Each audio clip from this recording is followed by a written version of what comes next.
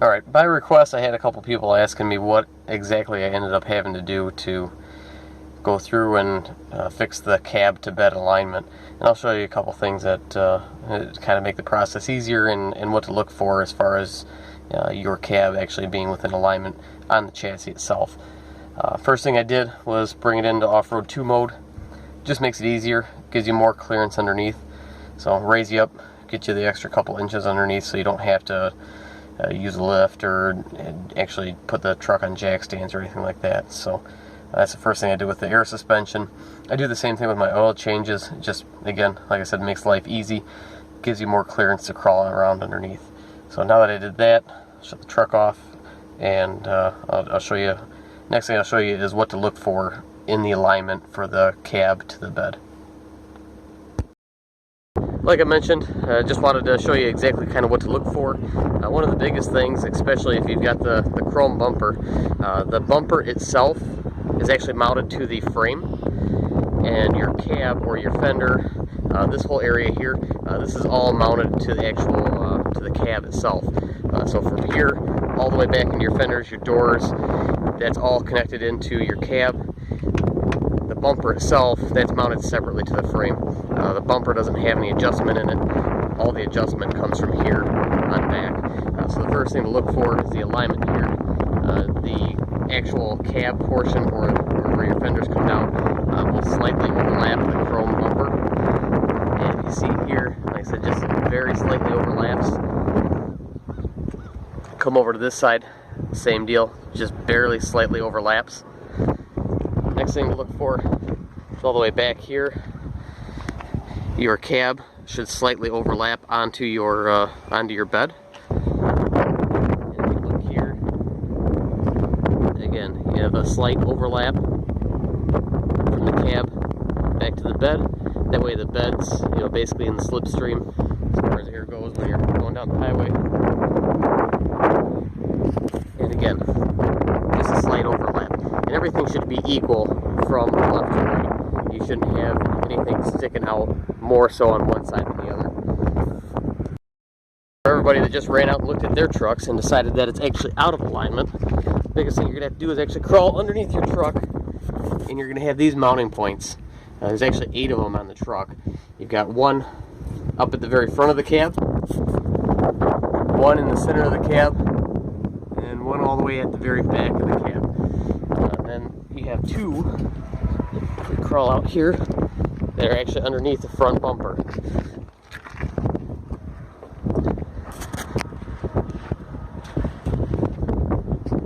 So right in the very front of the truck, right beside that little platform here, you've got 2 right in the very front of the truck. So like I said, there's actually 8 mounting points total.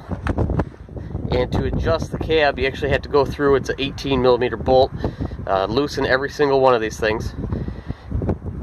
So you don't have to take them all out right away, but I would definitely, once you're done, recommend taking them out and putting Loctite back on them, because they do have blue Loctite on them from the factory. So you can start out just by loosening them up, move the cab over, then you can go through, take one out at a time, and tighten it down. But like I said, this that you're looking for, you have to loosen up that assembly to move the cab over. And next I'll show you how I ended up moving the cab over by going to the right side. My cab was actually mounted too far to the left. I'll show you where I measured from to determine that. Like I mentioned, I'll show you exactly where I measured just to give you an idea what to look for. Biggest thing I did is I went to each one of the mounting points, at least the front set of mounting points and the rear set of mounting points, and I made sure that I ran the tape measure straight down from that mounting point, just so I had the same point of reference as I was going through and making my changes, and while I was moving the cab over, and I didn't change how I was doing my measurements. But I went from the chassis here, so flat against the chassis here, all the way up against this little lip. That way I had an accurate, constant point of reference. And again, I would measure from here to here. I actually started out and I measured against the rocker here to here first to determine how much I wanted to move it, and then from there I just made my measurement from here to here, knew how much I needed to move it. That way I just had, again, a place for the rocker to measure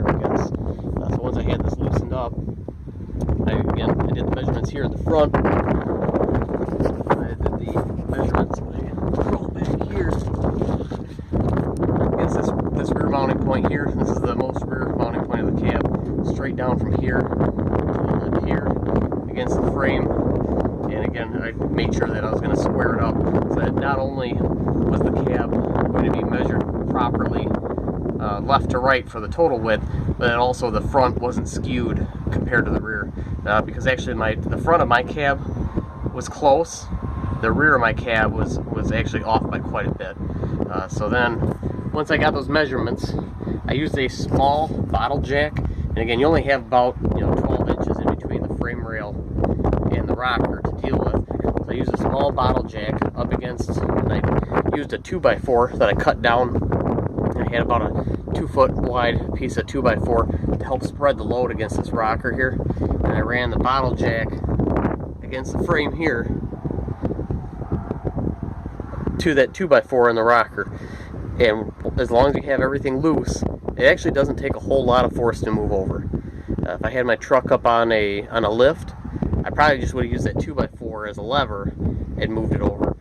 But I just used the jacking force. And I'll show you a picture here of the bottle jack that I use. Like I said, it's just a small bottle jack, and I use it to push the entire cab. So I did it back here to move the rear over, and then I did it up here, right through here, to move the front over. And like I said, on my truck I had to move the front over just a little bit. The rear I had to actually move over quite a bit. So again, every truck's going to probably be a little bit different. Some trucks might be perfect, and I sure hope they all are. Just like I said, unfortunately mine was not mounted properly, and I did have to make some changes. And then I'll also show you each one of the mounting points. Before I shut this video off, I'll show you a picture of the bare chassis, just so you can see exactly where all the mounting points are. And like I said, it's definitely something that you can do yourself, as long as you have the proper tools. Like I said, in my case, I used a bottle jack to help move it over. I don't think I could have done it just with my bare hands.